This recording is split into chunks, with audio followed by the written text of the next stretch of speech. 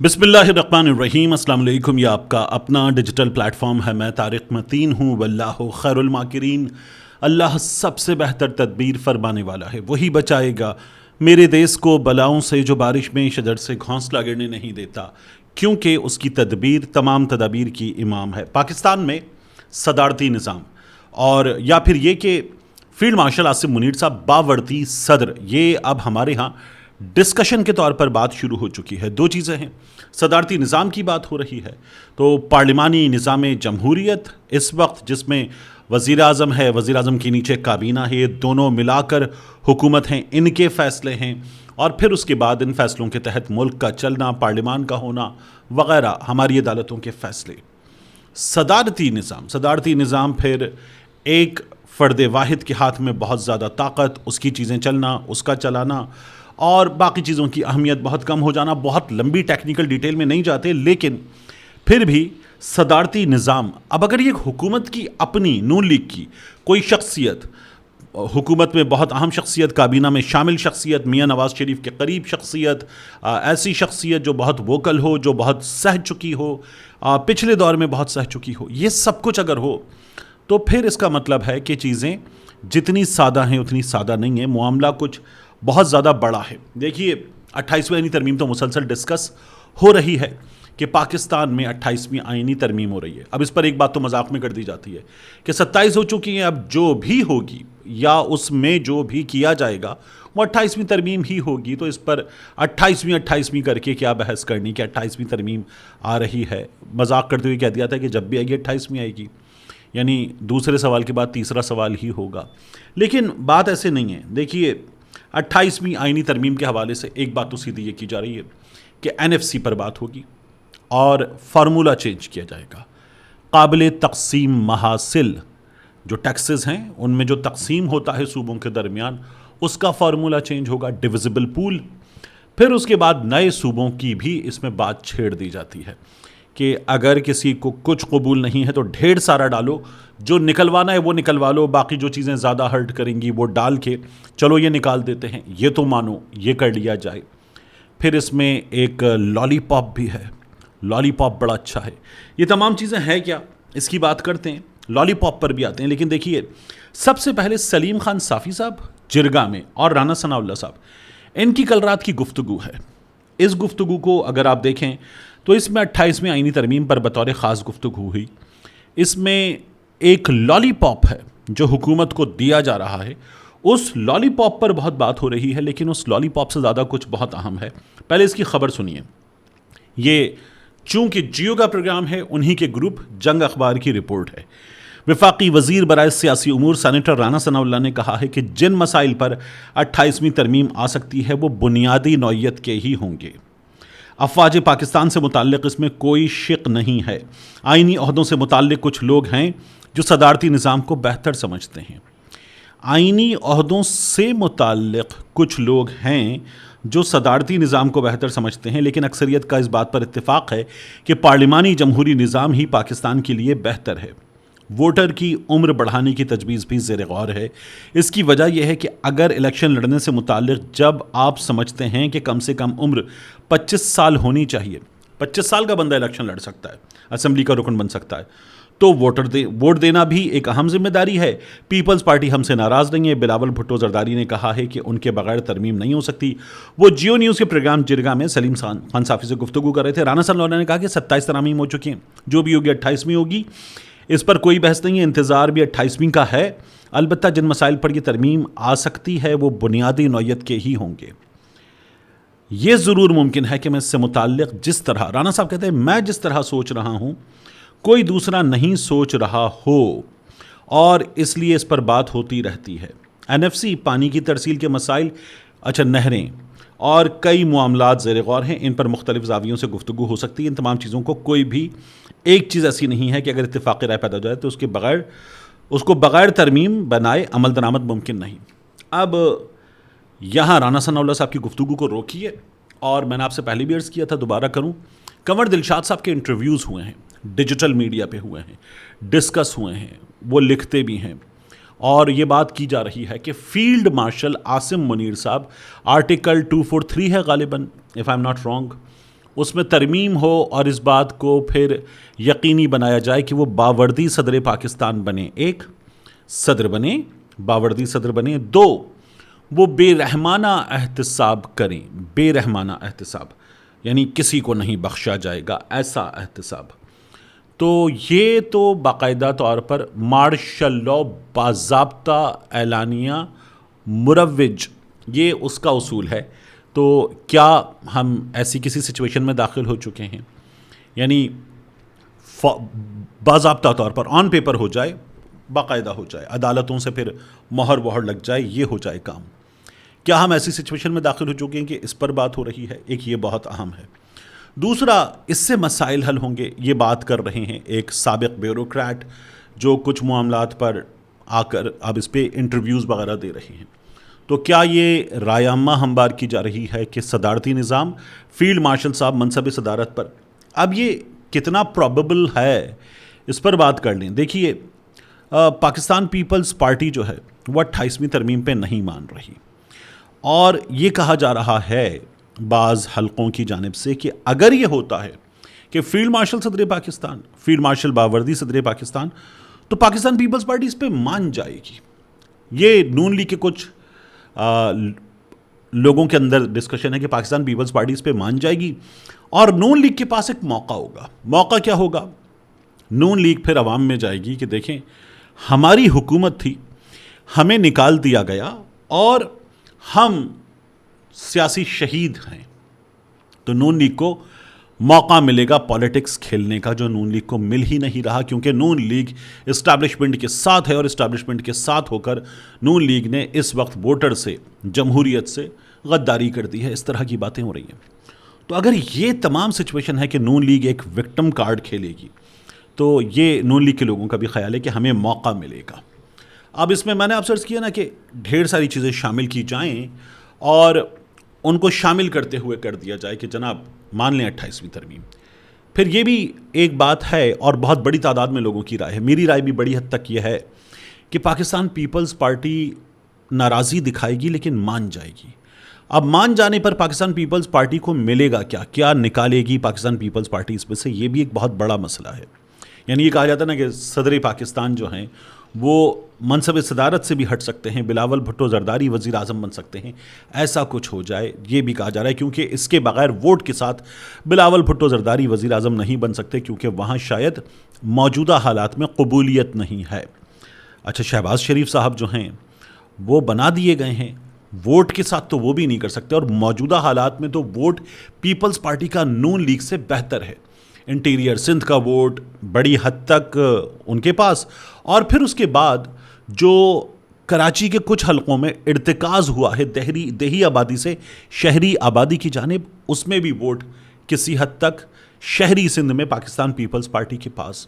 تو Pakistan Peoples party کی voter کے حساب سے حیثیت نون لیگ سے بہتر ہے. سب سے بہتر پی ٹی آئی کی ہے, لیکن پی ٹی آئی کے لیے قبولیت سہیل وڑائی صاحب والا وہ نہیں ہے, ووٹر کے سامنے تو ہے. اب ان حالات میں پاکستان پیپلز پارٹی کو بتایا جائے کہ مان جائیں, یہ چیزیں ہیں, مان جائیں, اور پاکستان پیپلز پارٹی اس میں سے کچھ نکال لے اور مان جائے. ٹھیک ہے, ڈویزبل پول 100 روپے جمع ہوتے ہیں, مثال سادہ سی ہے, 100 روپے میں سے تقریباً 57.5 روپے جو ہیں وہ آ جاتے ہیں صوبوں کے لیے, چاروں کے لیے, سب کے لیے, اور پھر 42.5 رہ جاتے ہیں مرکز کے لیے. اب مرکز یہ کہہ رہا ہے کہ اس 42.5 روپے میں ہمارے پاس بین الاقوامی قرضے بھی ہیں جن کو اتارنا ہے, ہمارے پاس جو ملکی قرضے ہم نے لے لیے اور بے تحاشا لے لیے ہیں وہ بھی ہمیں اتارنے ہیں, اور پھر اس کے بعد ہمیں اپنے کام بھی کرنے ہیں. ڈیفنس بجٹ بھی ہے, سب سے بڑا حصہ ڈیفنس کا ہے. رانا ثناء اللہ صاحب اور نون لیگ والے یہ کہہ رہے ہیں کہ ڈیفنس NFC کا فارمولہ یہی رکھیں, لیکن کس چیز کے بعد؟ وہ کہتے ہیں کہ آپ پہلے سارے جو جمع ہو گئے پیسے 100 روپے جمع ہو گئے, اس 100 میں سے 57.5 صوبے لے لیتے ہیں, 42 رہ جاتا ہے. وہ کہہ رہے ہیں پہلے 100 جمع ہو گئے نا, تو اس جمع شدہ 100 میں سے آپ یہ کر لیں کہ جناب ڈیفنس بھی نکال دیا, ڈیفنس نکال دیا, اور اب جو بچا ہے اس کو مان لیں ڈویزبل پول, اور اس میں سے 42.5 مرکز کا اور 57.5 صوبوں کا, تو 100 ڈیفنس نکالنے کے بعد، تو ڈیفنس نکالنے کے بعد جو بچے گا وہ بہت تھوڑا رہ جائے گا. یعنی ابھی اس ڈویزبل پول میں سے تقریباً جو 57.5 ہے اس کو جب آپ 100 مان کے چلیں گے تو 57.5 میں سے تقریباً کوئی 52% جاتا ہے پنجاب کا، 24+ جاتا ہے سندھ کا، 14 کے آس پاس جاتا ہے کے پی کا، 9 کے آس پاس بنتا ہے بلوچستان کا، اور ایسے 57.5 ڈیوائیڈ ہو جاتا ہے جب آپ اس کو 100 مان لیتے ہیں. تو اس میں جو بھی روپیہ بنتا ہے وہ اور کم ہو جائے گا جب ہیوی ڈیفنس بجٹ بھی ان تمام چیزوں میں سے جا رہا ہوگا. اور پھر جو مرکز کے پاس بچے گا، مرکز اس میں سے اپنے معاملات، پینشن، تنخواہیں، دیگر خرچے وغیرہ، اور پھر جو مرکز کو چیزیں دیکھنی ہیں اور ڈیٹ سروسنگ، مرکز اس پہ کام کرے گا. ورنہ مرکز تو غریب کا غریب ہے، صوبوں کے پاس پیسے جا رہے ہیں. یہ ہمارے ہاں بات ہو رہی ہے. اچھا، یہ بڑی حد تک مناسب بات بھی لگتی ہے، لیکن بات یہ کہ حکومتیں ابھی تک جو ٹیکس نیٹ بڑا کرنے کا کام ہے وہ نہیں کر سکیں، ٹیکس کلیکشن بہتر نہیں کر سکیں، ان کی ناکامی ہے. اور جتنے قرضے چڑھائے ہیں حکومتوں نے، شہباز شریف سرکار نے ٹیکس لگائے ہیں 50,000 ارب کے، اور لاکھ ارب کے قریب جو ہے اب ہم پہنچ چکے ہیں ٹوٹل ڈیٹ پہ. یہ شہباز شریف سرکار نے کیا ہے. 17 سال میں جتنے ٹیکس لگے تھے وہ شہباز شریف سرکار نے اب لگا دیے ہیں 17 سال کے برابر. اور جتنے ملک کی تاریخ کے قرضے تھے عمران خان کی حکومت تک، شہباز شریف سرکار اس پورے ملک کی تاریخ کے تمام قرضے، عمران خان کے 3.25 سال کے قرضے، سب ملا کے اس سے زیادہ قرضے لے چکی ہے. اور یہ کہہ رہے تھے ہم سب ٹھیک کر دیں گے، تو سوا ستیہ ناس. لیکن بہرحال کیا فیلڈ مارشل صاحب منصب صدارت پر آ جائیں گے، اور آ کر جس طرح سے کنور دلشاد صاحب اور کچھ دیگر لوگ کہہ رہے ہیں کہ سب کچھ ٹھیک کر دیا جائے گا، یہ ایک بحث ہے. ہمارے ہاں لوگ اس کو بڑی تعداد میں مانتے بھی ہیں، بہت بڑی نہ ہو لیکن مانتے بھی ہیں. وہ ایک شعر ہے، آواز دے کے چھپ گئی ہر بار زندگی، ہم ایسے سادہ دل تھے ہر بار آ گئے. شاید یہ اس کے صحیح لفظ مجھے یاد ہے. دوسرا میں آپ سے عرض کروں، یہ جو بات ہو رہی ہے نا، 25 سال ووٹر کی عمر عمران خان کا رستہ روکنے کے لیے، کیونکہ شاید اگلی بار اگلے ایسے فارم 47 بنا کر نہ دیں جیسے ابھی بنا دیے گئے ہیں، کیونکہ اگلوں سے بھی بات چیت چل رہی ہے. اور پھر اگلی بار جو ہے وہ بڑی حد تک مکمل صاف شفاف الیکشن ہمارے ملک میں نہ ہوئے ہیں نہ ہوں گے، لیکن بڑی حد تک صاف شفاف الیکشن. تو پھر عمران خان کا رستہ روکنے کے لیے 25 سال عمر کر دو ووٹر کی، کیونکہ کوئی شخص رکن اسمبلی بھی بنتا ہے تو 25 سال کی عمر میں بنتا ہے. یہ والی باتیں ہو رہی ہیں، کیا بکواس ہے. دیکھیے، آپ 18 سال کی عمر میں شناختی کارڈ بنوا سکتے ہیں، آپ 18 سال کی عمر میں شادی کر سکتے ہیں، آپ 18 سال کی عمر میں بچے پیدا کر سکتے ہیں، اتنی بڑی ذمہ داری اٹھا سکتے ہیں. آپ 18 سال کی عمر میں ووٹ نہیں دے سکتے. آپ 18 سال کی عمر میں کاروبار کر سکتے ہیں، نواز شریف کے بچے ہوں تو بیرون ملک ارب پتی بن سکتے ہیں. آپ 18 سال کی عمر میں ووٹ نہیں دے سکتے.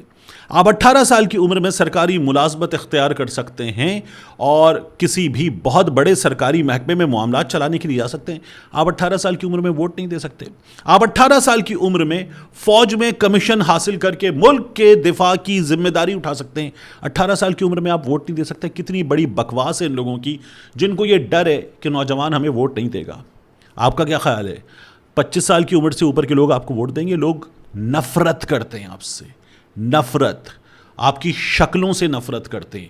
آج آپ دیکھیے رکشے میں بیٹھا ہوا بندہ جس طرح سے آنسوں سے رو رہا ہے، ٹھیلے والا جس طرح سے رو رہا ہے، کاروبار کرنے والا جس طرح سے رو رہا ہے، سنار کی دکان پہ گولڈ خریدنے والے کم گولڈ بیچنے والے زیادہ ہیں. لوگ اپنی بچیوں کے لیے رکھا ہوا زیور بیچ رہے ہیں. لوگ آپ کو لعنت دے رہے ہیں. اتنے بے رحم حکمران پاکستان کی تاریخ میں نہیں آئے. ہر چیز پہ کہتے ہیں آئی ایم ایف اجازت دے گا. مریم کا جہاز آئی ایم ایف کی اجازت سے خریدتے ہو. ججوں کی تنخواہیں آئی ایم ایف کی اجازت سے بڑھاتے ہو. یہ جو ارکان اسمبلی کی تنخواہیں بڑھائی ہیں آئی ایم ایف کی اجازت سے بڑھائی ہیں.